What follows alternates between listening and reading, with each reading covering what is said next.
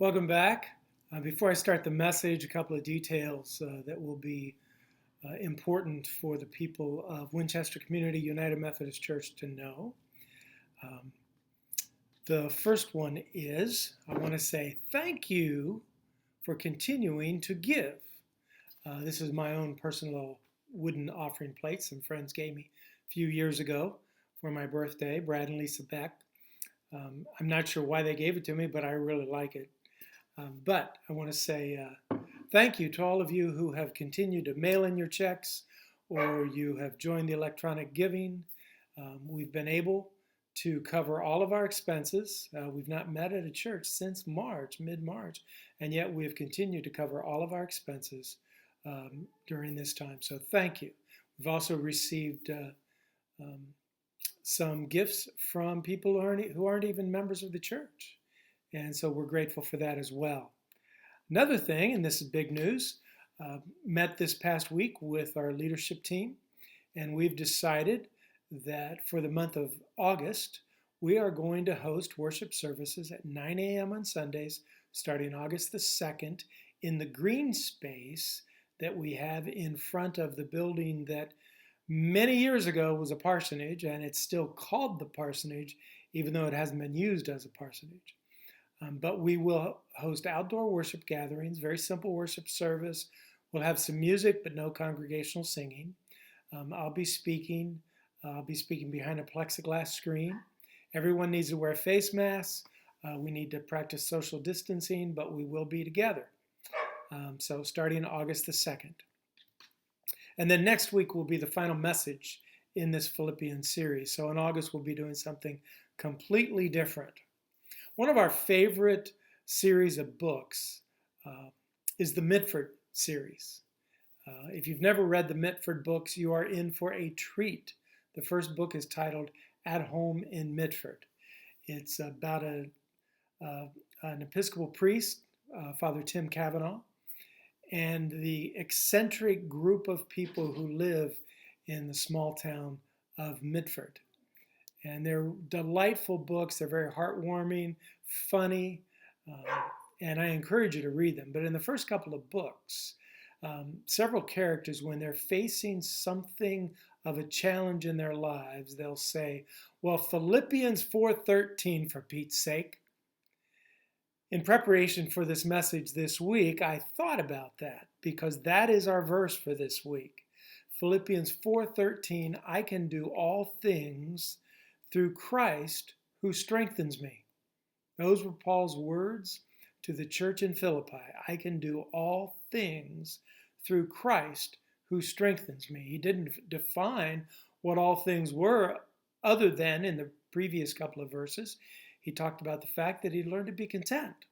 He could be content whether he had food to eat or didn't, whether he had a place to sleep or he didn't. He could find contentment because he found his strength in Christ Jesus. Strength to meet any circumstance of life which may arise. There's no dependence on his own strength or his own ability, but a reliance on the Lord and a trust in the sustaining Christ who gives him that strength, not a stoic self-sufficiency. That's not what Paul's talking about. It is so complete a dependence on Christ who lives within him that all else is by comparison expendable.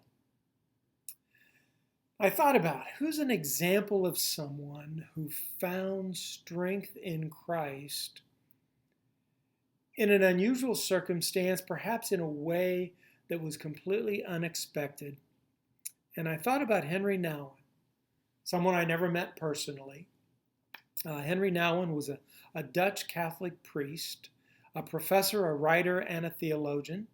He became a well-known scholar and spent time as a professor at the University of Notre Dame, at Yale Divinity School, and at Harvard Divinity School. He was also an in-demand retreat speaker and conference speaker, and has written lots and lots of books and articles, a very well-known scholar. At one point in his life, he also was completely burned out, and he didn't know what to do with himself. and he didn't know where to find renewal. He knew that Christ was his source of strength. He just had no idea how to find that strength. He confided in a good friend of his who challenged Nouwen to leave Harvard, where he was teaching at that time, and to join the staff of Daybreak, a community of individuals with intellectual and developmental disabilities in Ontario, Canada. And that's where he spent the last 10 years of his life. This scholar, theologian, this great professor who spent years training others for ministry, he went to go join the staff of Daybreak. Well, once there, the other leaders in the ministry there challenged him that any time he was going to go someplace to speak, that he take someone with him, utilizing the example of Jesus, who sent the disciples out 2 by 2. This was a new thing for Nouwen, because he said that most of the time when he went places to speak, whether a conference, a retreat, a church, or whatever, he generally traveled alone. And so this was something new. He received an invitation to fly to Washington, D.C. and speak to a group of priests about leadership. And the leaders there at Daybreak suggested that he take with him one of the residents named Bill Van Buren. And so Henry Nouwen went to Bill. They had become pretty good friends, and said to Bill, I would like you to come with me to Washington, D.C. Bill agreed to do that. And as they talked about it, Bill kept saying the same thing over and over. We're going to do this together, right? And Henry Nouwen would say, yes, Bill, we will do it together. Now, Nouwen had no idea how Bill might define that doing it together, but he soon found out. When they arrived in D.C., it was time for the event. Nouwen was introduced. He went up to the platform, and before beginning his talk, he announced, I want you to know I'm not here by myself. My friend Bill came with me, and I'm very pleased to have him with me. And at that point, Bill got up out of his seat. He walked up onto the platform, and he stood behind Nouwen. Well, Nouwen had no idea what Bill was planning to do, but he soon found out that as well. As Nouwen went through his speech for the day, and he'd finish the page of notes and set them aside, then Bill would grab the page and turn it upside down on a small table adjacent to where they were standing. But that wasn't the only thing. When Nouwen shared one point early in his message, Bill announced loudly, I have heard that before. And then later in the message, Nouwen explained that one of the questions most asked by the residents of Daybreak to him was, are you home tonight? And Bill interrupted him and said, that's right. That's what John Smeltzer always asks. After Nouwen completed his remarks, Bill asked if he could say a few words. And Nouwen, of course, had no idea what Bill might say, but he said, go right ahead. And so Bill grabbed the microphone, and he said, the last time when Henry went to Boston, he took John Smeltzer with him. This time he wanted me to come with him to Washington. And I'm very glad to be with you. Thank you very much. And all the people stood up and they applauded him. And after the session was over, then Bill went down off the platform, and he began going around greeting people and talking to them and asking them, did they like the presentation? And did they like the event? And then telling them stories about Daybreak. For an hour, Nouwen didn't even see Bill because he was out making new friends. And then the next morning at breakfast, Bill took his cup of coffee and he went around and he said farewell to all of the people that he had met the evening before. On the plane back to Toronto, Bill asked him if he liked the trip, and Nouwen responded with, it was a wonderful trip, and I am so glad you came with me. And Bill looked at him and said, and we did it together, didn't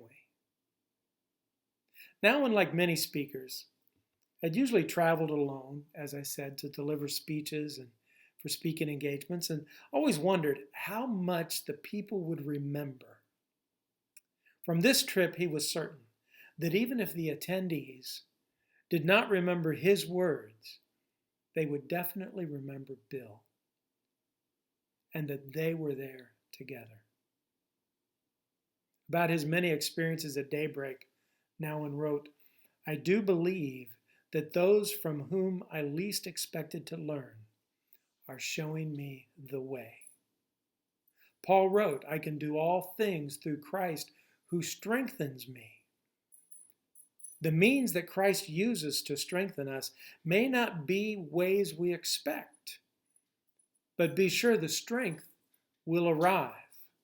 In another letter, this one to the church in Corinth, Paul wrote, "That is why, for Christ's sake, I delight in weaknesses, in insults, in hardships, in persecution, in difficulties. For when I am weak, then I am strong. I can do all things through Christ who strengthens me." And so when you're facing a difficult time, when you're facing some uncertainty, feel free to exclaim, like the residents of Mitford, Philippians 4:13 for Pete's sake. Who are the beloved? Go and be the beloved.